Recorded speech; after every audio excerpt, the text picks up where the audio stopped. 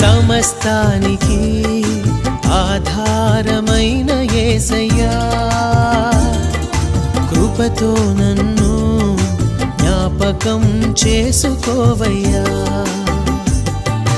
సమస్తానికి ఆధారమైన యేసయ్యా, కృపతో నన్ను జ్ఞాపకం చేసుకోవయ్యా. ఏ దారిలో వెళ్ళాలో తెలియక ఆగిపోయానయ్యా,